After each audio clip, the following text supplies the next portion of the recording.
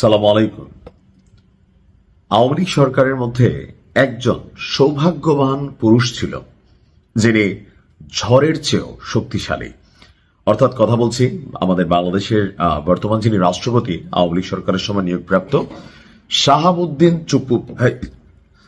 আওয়ামী লীগ পালাই গেছে, অনেক নেতারা অনেক বিপদে পড়ছে, কিন্তু মান সম্মান গৌরব নিয়ে অনেক ঝড় ঝাপটা সাইক্লোন মহা বা মব টপ সবকিছুর পরে যিনি টিকে আছেন তার নাম হচ্ছে রাষ্ট্রপতি শাহাবুদ্দিন চুপ্পু।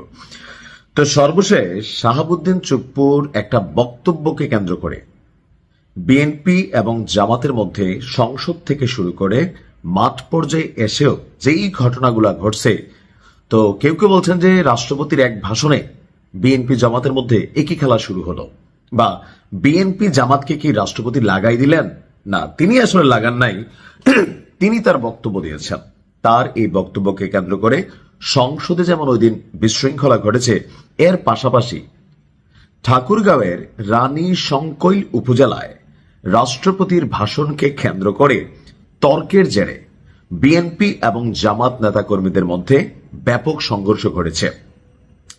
আমার দেশ পত্রিকা যে প্রতিবেদনটি করেছে সেখানে দেখানো হয়েছে যে এই ঘটনায় 4 জন গুরুতর আহত হয়েছে। আহতদেরকে উদ্ধার করে উপজেলা স্বাস্থ্য কমপ্লেক্সে আবার ভর্তিও করা হয়েছে। আপনার উপজেলার ন্যাক মরদ ইউনিয়নের চন্দনহাট এলাকায় এই ঘটনাটি ঘটেছে।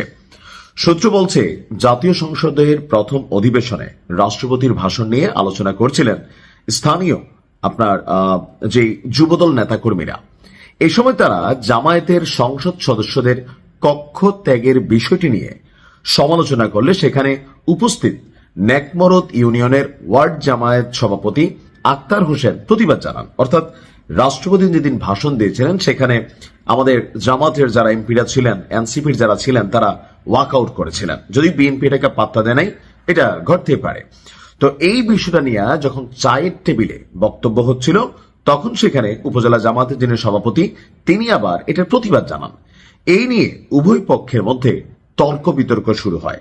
এক পর্যায়ে উত্তেজনা বাড়লে উভয় পক্ষের লোকজন জড়ো হতে থাকে, এমনকি দিন শেষে যে যার যার মতো করে সেখানে সংঘর্ষে জড়িয়ে পড়ে। সংঘর্ষে বিএনপি নেতা আরিফুল ইসলাম, ফারুক, রুবেল এবং জামায়াত নেতা আক্তার হোসেন আহত হন। স্থানীয়রা তাদের উদ্ধার করে দ্রুত রানী শঙ্কৈল উপজেলা স্বাস্থ্য কমপ্লেক্সে ভর্তি করে।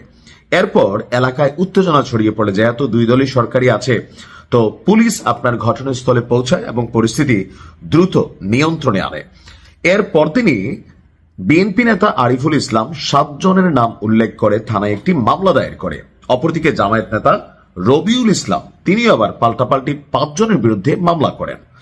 পুলিশ আবার হাসপাতালে শয্যাশায়ী অবস্থায় জামাত ইসলামের নেতা আক্তারুল ইসলামকে গ্রেপ্তার করে বা গ্রেপ্তার দেখিয়েছে। এ বিষয়ে বিএনপির সম্পাদক তিনি বলছেন যে জামাতের লোকজন বিএনপি নেতাকর্মীদের উপর হামলা চালায়, আর এতে নেতাকর্মীরা আহত হয়, এমনকি দাওটাও দিয়ে কোপটোপ দেয়। একজনের মাথায় 10টি সেলাই দিতে হয়েছে। বিষয়টিকে দলীয়ভাবে পর্যবেক্ষণ করা হচ্ছে।